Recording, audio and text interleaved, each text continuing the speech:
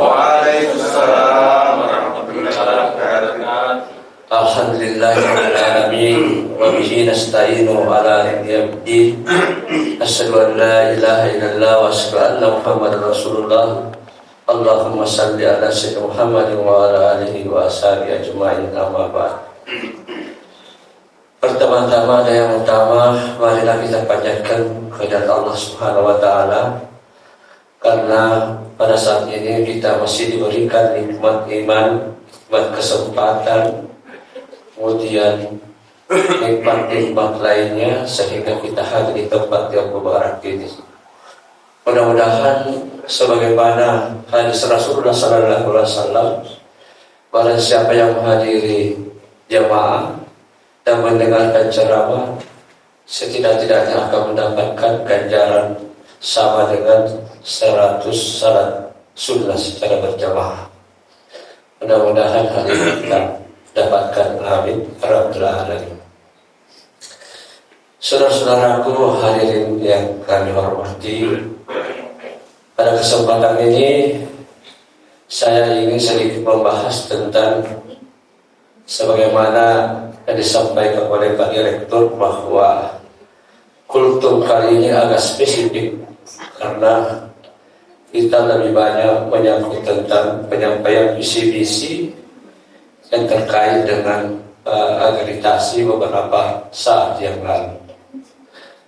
Yang pertama adalah judulnya adalah manajemen berjamaah dalam pencapaian visi-misi.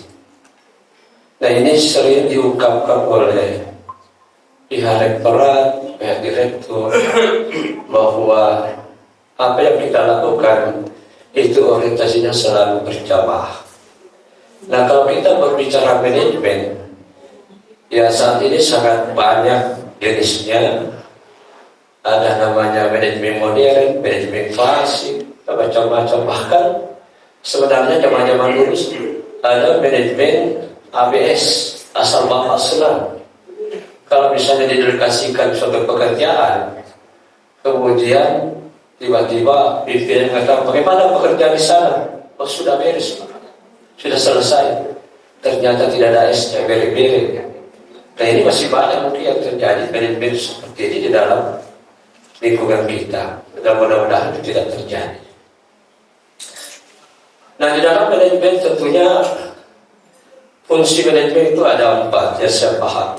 Pertama adalah perencanaan, kemudian pengorganisasian, aktuasi dan controlling. Dan saya coba bahas ini manajemen jamaah. Di dalam manajemen jamaah, sebenarnya yang pertama itu terdiri dari niat.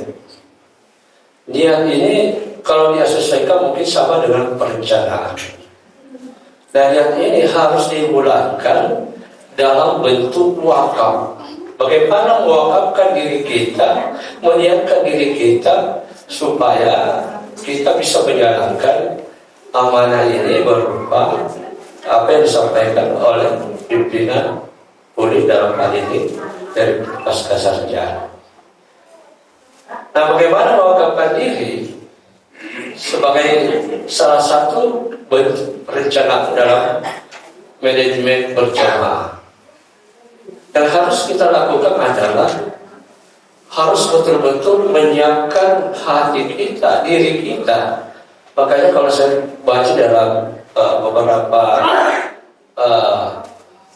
buku tentang Arab, itu kalbu itu katanya kalau itu naik fikiran turun keluar masuk.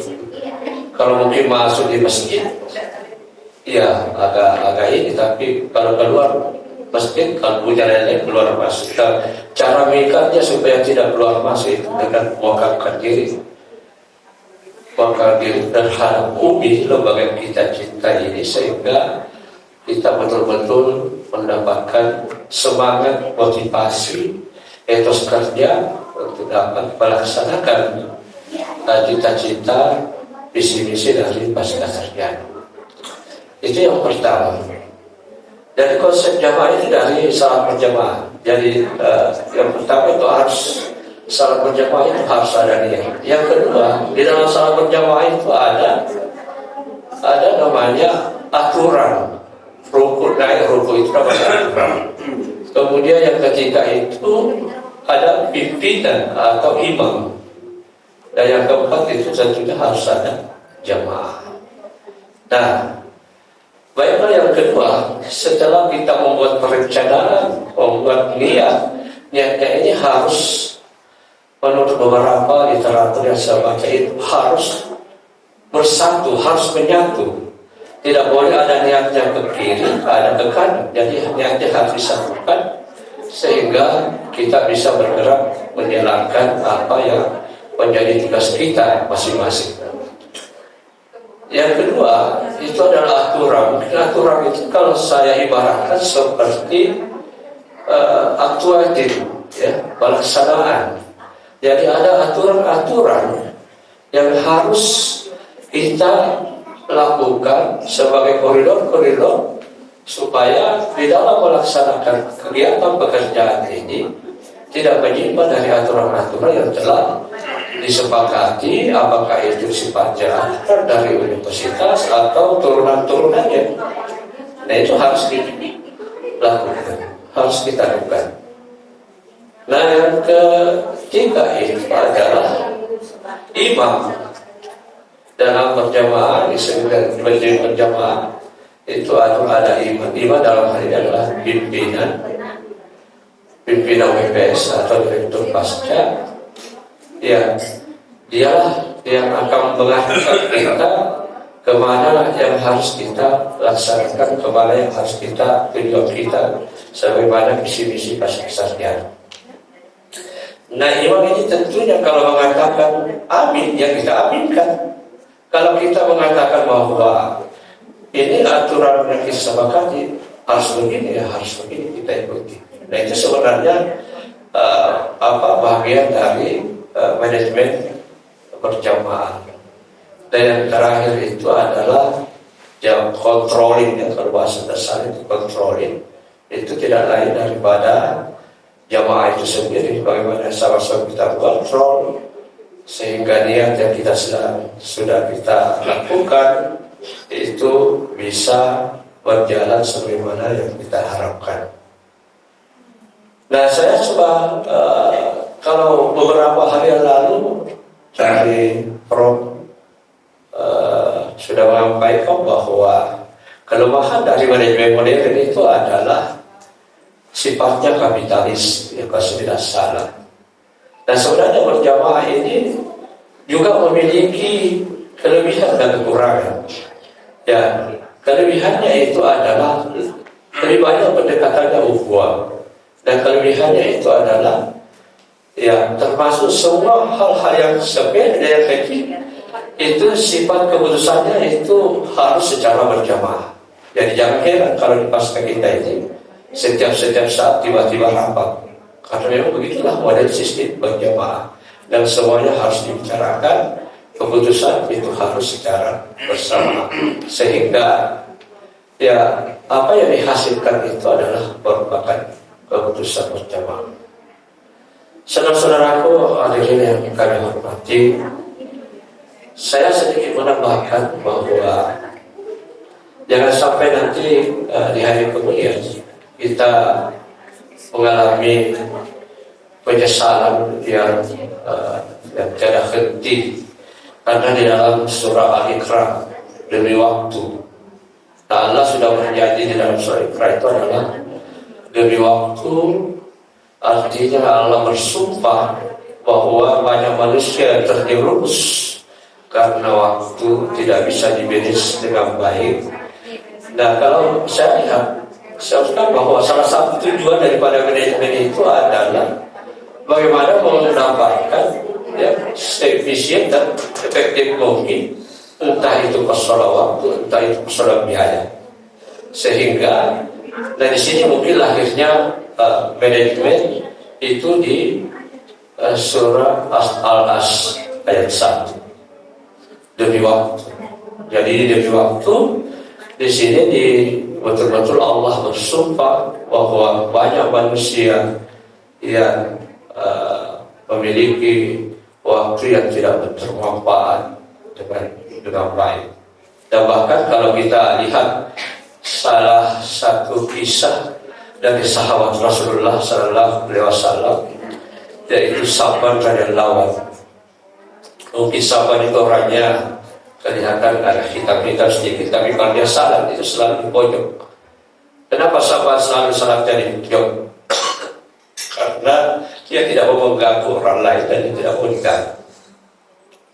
Salat itu Rasulullah Sallallahu Alaihi Wasallam salat subuh, dan waktu itu Sa'ban tidak normal